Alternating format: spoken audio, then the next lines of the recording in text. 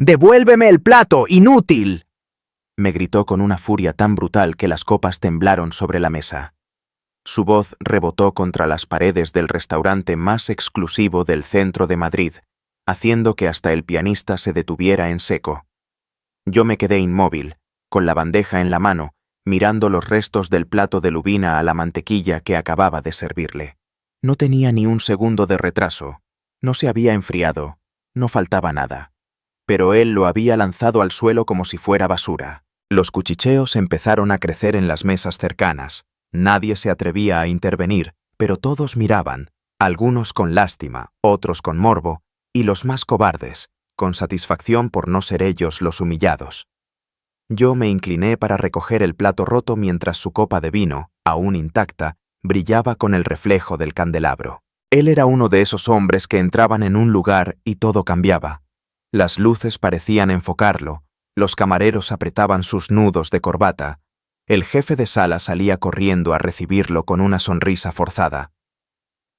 Alberto Cifuentes. El hombre que podía comprarlo todo. Todo, menos mi dignidad.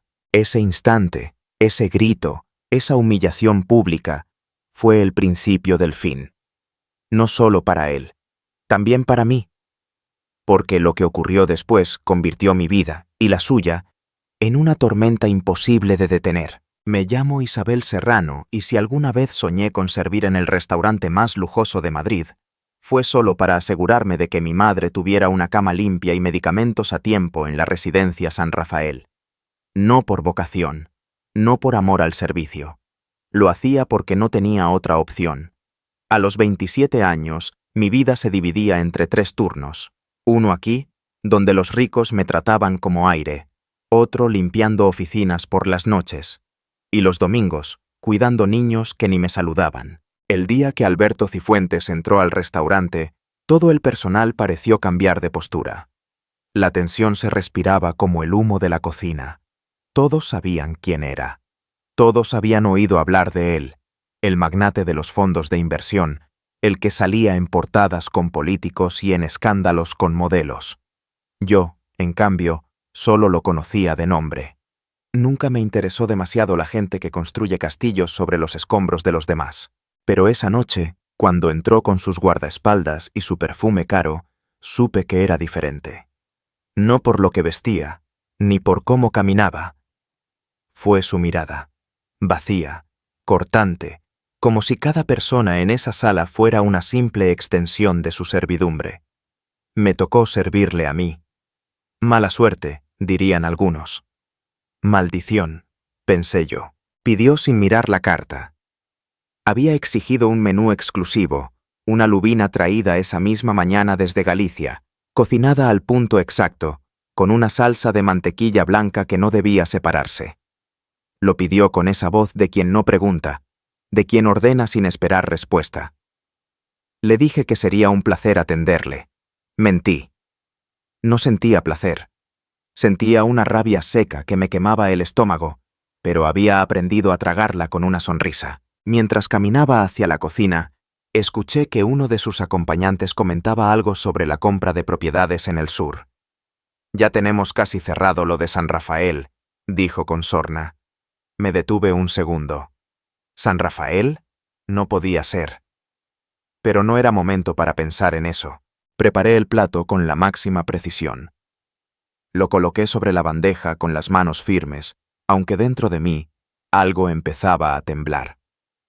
Cuando regresé a la mesa, él estaba revisando su móvil, ignorando todo a su alrededor.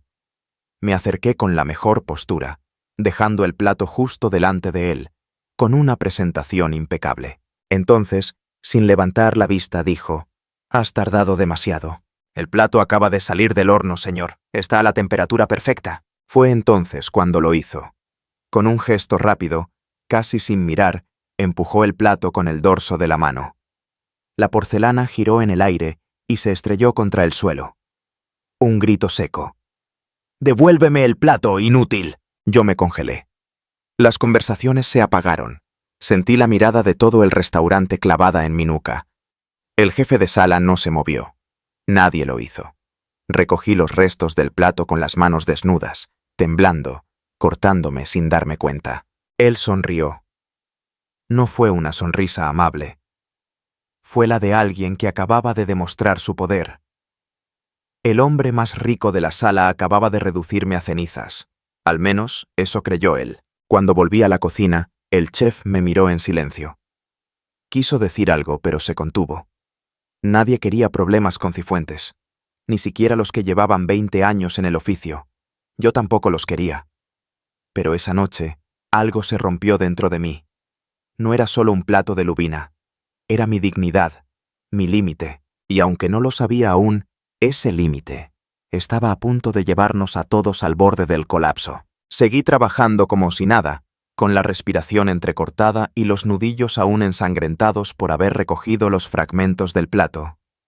En la cocina, el chef evitaba mirarme. Sabía lo que había pasado. Todos lo sabían. Pero en un lugar como ese, donde el dinero habla más alto que la decencia, lo mejor era callar.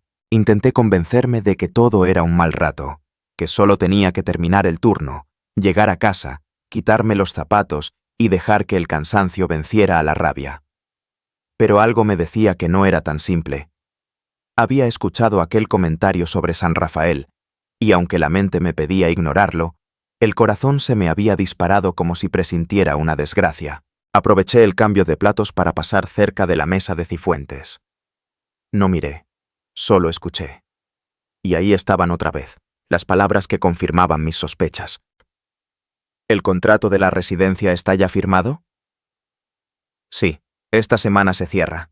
Después empezamos con la demolición. La constructora ya tiene los planos del nuevo hotel. La demolición. Hotel. Residencia. San Rafael. Todo encajaba como una puñalada limpia. Me quedé sin aire por un instante. Quise girarme y gritarle a la cara, pero mis piernas se negaban a moverse. Mi madre vivía ahí, en esa residencia. No era la mejor del mundo, pero era lo único que teníamos. Si cerraban el lugar, no sabía dónde llevarla, ni cómo pagar otra alternativa. Volví a la cocina como en trance. Dejé la bandeja sobre la encimera y me apoyé contra la pared. El chef me miró de reojo. ¿Estás bien? Van a cerrar San Rafael, susurré. Sus ojos se abrieron con sorpresa, pero volvió a bajar la vista. No te metas, Isabel. Esa gente no se toca. Pero ya estaba metida. Hasta el fondo. Ya no era una cuestión de orgullo herido. Era mi madre. Era su cama, su rutina, sus medicinas. Era todo lo que yo me había roto el alma por mantener. Mientras preparaba el siguiente servicio, noté que uno de los guardaespaldas de Cifuentes me observaba fijamente. No con lujuria. Era otra cosa. Como si supiera que yo había escuchado más de la cuenta. La tensión crecía. El aire se volvía más denso, irrespirable. Cada paso hacia la mesa de aquel hombre era una prueba de fuego. Pero fingí normalidad. Le serví el siguiente plato con la cabeza alta, sin temblar esta vez. No dijo nada. Ni gracias, ni una queja. Solo una sonrisa cínica mientras daba un sorbo a su vino. Y entonces lo vi. En el borde de su copa había un pequeño rastro blanco, como un residuo pastoso, algo que no debía estar ahí. Me acerqué más, fingiendo acomodar la servilleta. La copa brillaba bajo la luz, pero el sedimento era real. Mi instinto me gritaba que no era normal, que no era parte del vino, que había algo extraño en esa copa. ¿Desea otra copa, señor?, pregunté. Él levantó una ceja. ¿Qué insinúas? Nada, señor, solo que el vino parece haber decantado mal. ¿Ahora también eres sommelier? Tráeme otra copa, pero no tardes. Y que sea alguien competente. Me giré en silencio, con la copa en la bandeja, mientras sentía cómo ardía mi nuca bajo las miradas. En la cocina, le comenté al chef. Me dijo que no había ningún problema con el vino, que era la misma botella que servíamos a todos. Entonces entendí que no había sido un accidente. Alguien había puesto algo en esa copa. ¿Pero por qué? ¿Quién? ¿Era para él o para otra persona? Tenía miedo. Un miedo real, pero también una certeza. Algo mucho más oscuro que el desprecio de un millonario se estaba cocinando esa noche entre las paredes doradas del restaurante. Y yo, la camarera invisible, me estaba convirtiendo en la única que veía lo que nadie más se atrevía a mirar. Volví a la mesa con la nueva copa entre las manos, tratando de mantener el equilibrio entre la bandeja y los pensamientos que se desbordaban en mi cabeza. Cifuentes apenas levantó la vista cuando se la serví. Su desprecio era tan evidente como su arrogancia. Pero esta vez no me importaba, porque ahora, más allá de la humillación, del plato roto, del grito frente a todo el restaurante, había una verdad podrida flotando en el aire. Alguien quería ocultar algo, o peor, alguien quería hacer daño.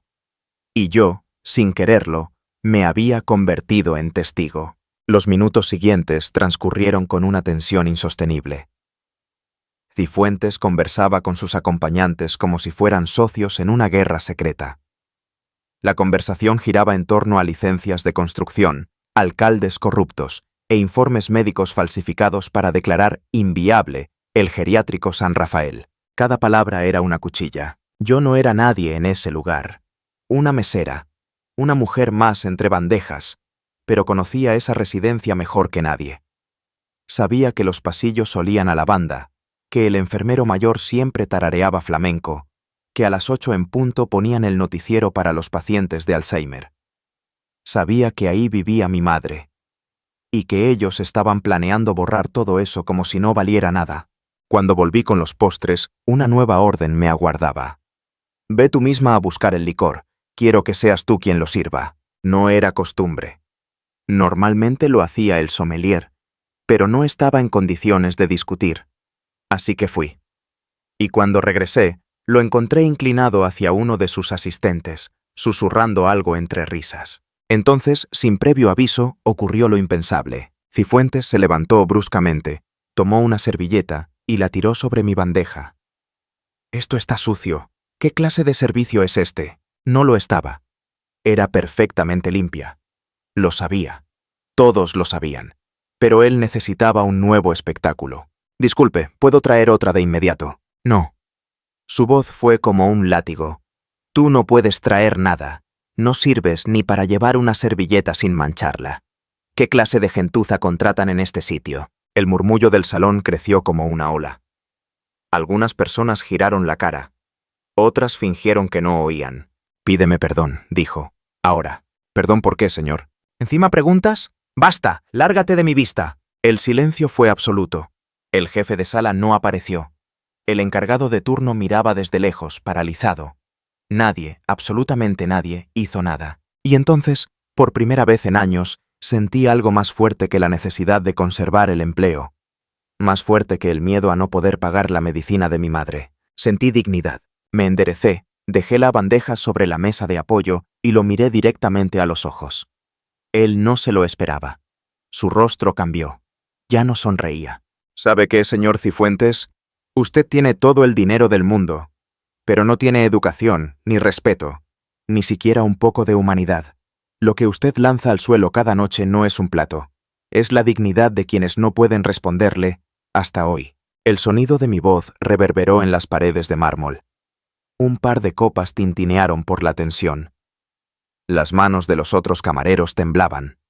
Una pareja dejó sus cubiertos a medio camino. «Y si quiere echarme», continué, «hágalo. Pero sepa que lo que está planeando con la residencia San Rafael no va a quedar en silencio. Yo lo sé. Y ahora muchos más también lo saben». Entonces ocurrió lo que nadie esperaba. Cifuentes se acercó, muy despacio. Su aliento olía a whisky caro. Me miró desde su 1,90 m con una mezcla de rabia e incredulidad. «¿Qué dijiste?» «Lo que escuchó. Usted quiere demoler San Rafael, y por encima de mi cadáver lo va a hacer». El murmullo se transformó en gritos ahogados. Algunos se levantaron, otros sacaron el móvil. Uno de los asistentes intentó intervenir, pero era tarde. Lo que había estado escondido ya estaba fuera, y en ese instante, mientras él trataba de reaccionar, comprendí que había cruzado el punto de no retorno. Ahora era yo contra él, la camarera contra el imperio, y no pensaba dar un solo paso atrás. Las horas anteriores habían sido una olla a presión, pero lo que ocurrió después fue la explosión. Tras ese enfrentamiento directo, me retiré hacia la cocina con el corazón en llamas. El jefe de sala me interceptó entre las mesas, nervioso, empapado en sudor. ¿Estás loca? Ese hombre puede arruinarnos a todos. ¿Más de lo que él está arruinando vidas afuera de este lugar? Le escupí sin gritar, pero con una firmeza que jamás había sentido. Me encerré en la cámara de frío unos minutos, fingiendo buscar una botella. Necesitaba aire. Necesitaba silencio. Necesitaba no llorar. Pero el descanso no duró. Uno de los cocineros entró a toda prisa y me tendió una carpeta. La dejó uno de los tipos del millonario en el baño. Pensé que querrías verla antes de que la recuperen. La abrí sin pensar, casi por impulso. Era como una bomba de tinta negra sobre papel blanco. Documentos confidenciales, planos arquitectónicos, informes legales, firmas de abogados. Y en el centro de la portada, en letras doradas: Proyecto Renacimiento, Hotel de Lujo San Rafael. Sentí un pinchazo en el estómago. La misma dirección, la misma parcela. Pero lo peor estaba adentro. Había un cronograma que especificaba la evacuación total de los residentes para el próximo 5 de abril. Eso era en 2 semanas. 2 semanas. Y un apartado describía la ineficiencia operativa de los pacientes crónicos no rentables. No usaban nombres, no usaban palabras humanas. Usaban cifras, etiquetas, estadísticas de costos. Y entre ellas, las iniciales de mi madre: MSG. Nivel de dependencia 4. Medicación permanente. Prioridad de traslado en último orden. Tuve náuseas.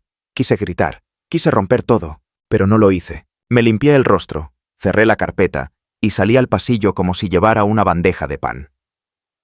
Como si no acabara de descubrir que querían deshacerse de mi madre como si fuera un mueble roto, volví a la sala con la carpeta oculta entre la toalla del carrito de servicio. El ambiente había cambiado. La tensión era otra. El murmullo ya no era sutil, era nervioso. Algunos clientes me miraban. Uno incluso me hizo una señal leve, como diciendo: «Ánimo». Y Cifuentes estaba en su trono, confiado, sin imaginar que llevaba la cuenta regresiva entre mis manos. Cuando pasé junto a su mesa, dejé caer adrede una servilleta junto a su zapato. Me incliné para recogerla, y mientras lo hacía, deslicé la carpeta bajo la mesa, justo donde sabía que sus asistentes no podían verla. Me enderecé, lo miré de reojo y dije con voz suave: «Olvidó esto». Sus ojos se afilaron como cuchillas. Me observó durante un largo segundo. Lo supo de inmediato. No sabía cómo, pero lo supo. Se inclinó, tomó la carpeta con disimulo y la escondió tras el respaldo. Luego se puso en pie y se acercó a mí. Demasiado cerca. «¿Qué es lo que crees que sabes?», susurró. «Suficiente como para que no vuelva a dormir tranquilo. Ten cuidado, chica. El mundo es más cruel con quienes no tienen nada, y más cobarde con quienes creen tenerlo todo», le respondí. Sus labios temblaron. No dijo nada más, pero sus guardaespaldas se activaron, como si hubieran recibido una orden silenciosa. Yo retrocedí, volví al mostrador y simulé atender a otra mesa. Por dentro, temblaba como una hoja. Sabía que ahora estaba en la mira, que me había convertido en amenaza. Ya no era solo una camarera insolente. Era una grieta, y los imperios se caen por las grietas. Minutos después, uno de sus hombres se acercó. Traía un sobre.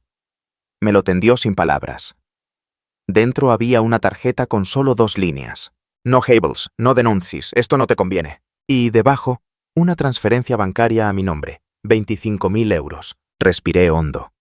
Ahora sabía que no solo querían callarme, querían comprarme. Pero lo que no sabían es que yo ya no tenía precio. Me quedé con el sobre en la mano durante unos segundos eternos, como si pesara toneladas. Lo abrí lentamente, con dedos temblorosos, y volví a mirar la cantidad. 25.000 euros. Una cifra que podía salvarme de deudas, comprar medicinas para mi madre durante meses, quizás pagarle una mejor habitación. Pero al mismo tiempo, era el precio de mi silencio. Sentí una punzada de asco. No por ellos, por mí.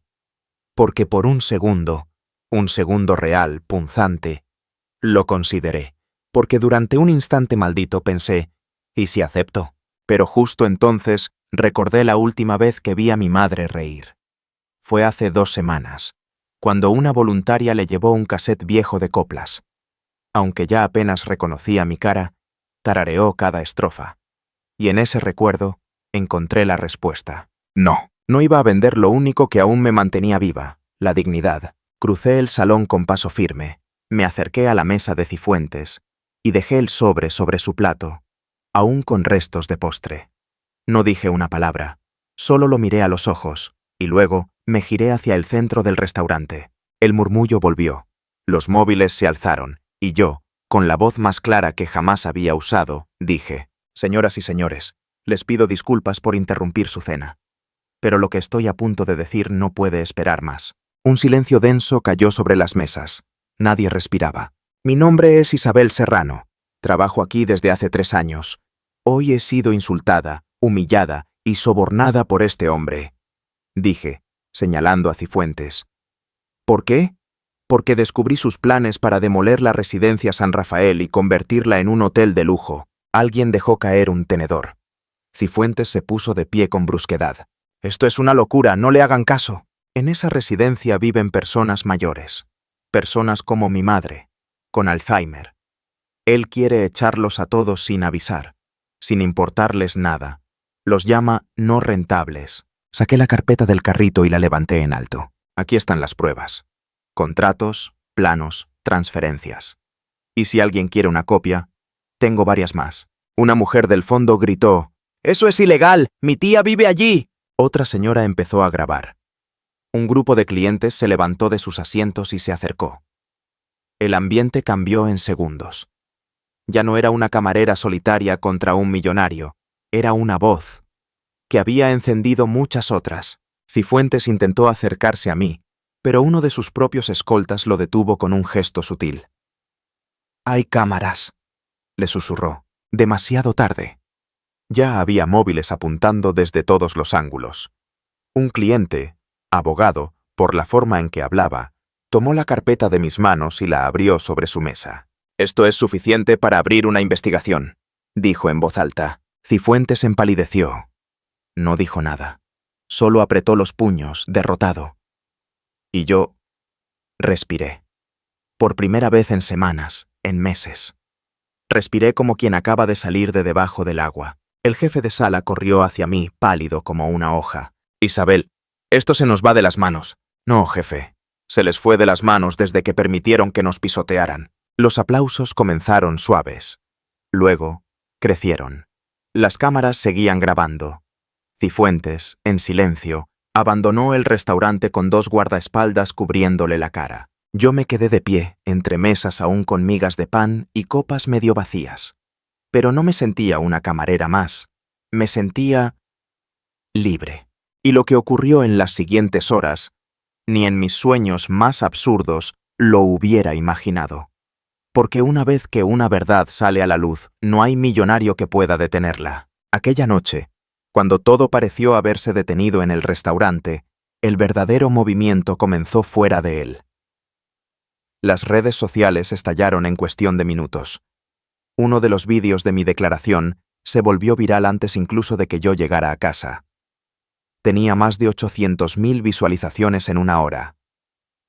El hashtag hasta San Rafael no se toca se expandía como fuego entre árboles secos. Desbloqueé mi teléfono y vi decenas de mensajes. Algunos de antiguos compañeros de clase. Otros de gente que no conocía, pero que aseguraban tener familiares en la residencia San Rafael y ofrecían apoyo, abogados, medios de comunicación. Pero en medio de ese caos también llegaron las sombras. Un mensaje sin remitente me decía: «Te crees valiente, pero estás jugando con gente peligrosa». Y luego otro: «No camines sola de noche». Durante unos segundos sentí un pánico frío. Miré por la ventana. ¿Estaban ahí afuera? Ya me estaban vigilando. Sin embargo, algo dentro de mí, quizás el mismo fuego que me hizo hablar delante de todos, respondió con rabia. ¿Ahora querían intimidarme? Después de humillarme, sobornarme, amenazar el techo de mi madre, ¿me querían hacer callar con miedo? No, ya no. Al día siguiente, me llamaron de todas partes. Medios de televisión, radios, periodistas independientes. Una cadena local pidió entrevistarme en directo esa misma tarde. Acepté, temblando por dentro pero con la voz firme. Cuando me senté frente a las cámaras, con una copia de los documentos sobre la mesa y una foto de mi madre en la mano, conté todo. Desde el primer insulto hasta el sobre con los 25.000 euros. Desde la copa alterada hasta el plan de demolición. Las llamadas no cesaban. Uno de los presentadores más influyentes del país repitió mi testimonio en horario estelar. Una diputada de la oposición me citó en el Congreso. Y, como un dominó inevitable, cayó el primer gran golpe. El Grupo Cifuentes suspende temporalmente el proyecto Renacimiento tras acusaciones de soborno y vulneración de derechos. Leí el titular una y otra vez. Suspende temporalmente. No era suficiente, pero era algo. Me citaron en comisaría para ratificar mi denuncia. Fui con las copias de todos los documentos, y el abogado que me había ofrecido ayuda la noche del incidente vino conmigo sin cobrar un céntimo. Las investigaciones comenzaron. Se filtraron correos internos del equipo de Cifuentes donde hablaban sin tapujos del plan de evacuación progresiva de ancianos a cambio de compensaciones ocultas a funcionarios. El escándalo se extendió como pólvora en los titulares. Mientras tanto, en San Rafael, las cosas también cambiaban. Las enfermeras me abrazaron cuando fui a visitar a mi madre. Había reporteros en la puerta, sí, pero también donaciones de personas anónimas para mejorar las instalaciones, para asegurar que ningún residente fuera desalojado. La directora del centro me tomó las manos con lágrimas en los ojos. Tú lo cambiaste todo, Isabel. Yo solo dije lo que nadie quería escuchar. Eso es precisamente lo que lo cambia todo. Una semana después, recibí una carta del ayuntamiento. Me convocaban a una reunión urgente. Cuando llegué, me esperaba una sorpresa que me dejó sin palabras. Querían nombrarme coordinadora comunitaria del programa de protección a residencias. No solo has demostrado valor, me dijo el concejal. Has demostrado que una sola voz puede alterar estructuras enteras. Acepté. No por orgullo, sino por responsabilidad. Porque si yo había podido hacerlo, tenía que asegurarme de que nadie más tuviera que pasar por lo mismo. Esa noche, de regreso a casa, mi madre me miró desde su sillón. Tenía los ojos perdidos en el techo, como casi siempre. Pero de pronto murmuró. «Mi niña, ¿ya no trabajas en los platos?» Me quedé congelada. Era la primera frase completa que le escuchaba en meses. Me arrodillé a su lado y le tomé la mano. «No, mamá, ya no. Ahora peleo por gente como tú». Y esa fue la única vez en toda la historia en la que lloré sin vergüenza, con la cabeza sobre sus piernas, sabiendo que esta vez no lo hacía por impotencia, sino por victoria. Un mes después de aquella noche que lo cambió todo, volví a pisar el restaurante El Emperador, no como empleada, sino como invitada. La invitación vino del nuevo propietario, un empresario local que había comprado el lugar tras el escándalo. Me recibió en la entrada con un abrazo cálido y una sonrisa sincera. Sin ti, este lugar seguiría siendo un teatro de arrogancia. Gracias por devolverle su alma. Aún me costaba acostumbrarme a las miradas de admiración. Algunas de las camareras que aún trabajaban allí me saludaron con cariño, otras con respeto. Ninguna con lástima, porque yo ya no era la camarera del plato roto. Ahora me llamaban por mi nombre, con voz firme, Isabel Serrano. En San Rafael, las cosas también brillaban diferente. Recibimos fondos de ayuda, donaciones privadas y hasta la visita de una ministra de Asuntos Sociales.